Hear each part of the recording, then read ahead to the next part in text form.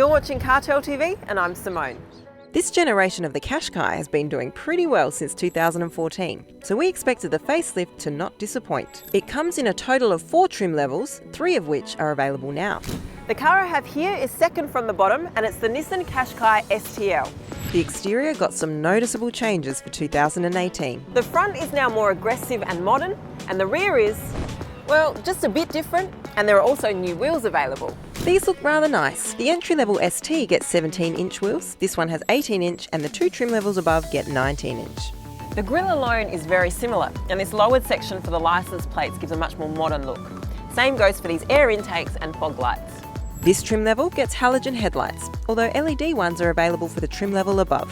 The car is propelled by a 2-litre 4-pot with 106 kilowatts and 200 newton meters of torque. It sports continuously variable valve timing, and the CVT version has an eco mode as well. Aside from this one, there's also a 6-speed manual option for the entry-level car, and there is no more diesel. It mostly matches the features of its competitors, so you're not missing out on much if you opt for the Qashqai.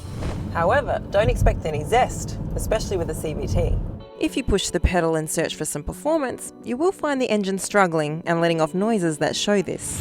Again, this is on par with most competitors, so not really a major downside, just not that pleasing. The steering is a bit on the light side, which is not something I personally like, but it's better for city driving. The car is a bit firmer than before, but not uncomfortable. In fact, the new firmness improved handling and did nothing to reduce comfort. Body control is significantly better now, but I still think that the CX-3 and the Kona are a bit more engaging to drive. Even this trim level gets 7-inch colour touchscreen with satellite navigation, intelligent around view monitor with moving objects detection, and rear view camera with predictive path, which is all really cool. And this is another car with no Apple CarPlay or Android Auto. Honestly, keeping in mind that this is a car that's been updated to stay competitive in 2018, I'm sorry, I would just expect it to be here. This trim level gets leather gear shift knob and steering wheel, and part leather seats, and heated front seats. Speaking of the front seats, they are significantly different than before, improving on both comfort and support. A really big step up in this regard. Boot space is 430 litres with the seats up, and a pretty useful 1,598 litres with the second row folded. However, keep in mind when you fold the second row, the surface is not completely flat. Rear seats are somewhat flat, but there is enough legroom. Only the middle passenger might not like this protruding part of the central console. The second row splits 60-40, and the interior also has 2 12-volt outlets, 2 cup holders, and 4 bottle holders. All in all, the interior is slightly better than before, but there aren't really any design benchmarks here.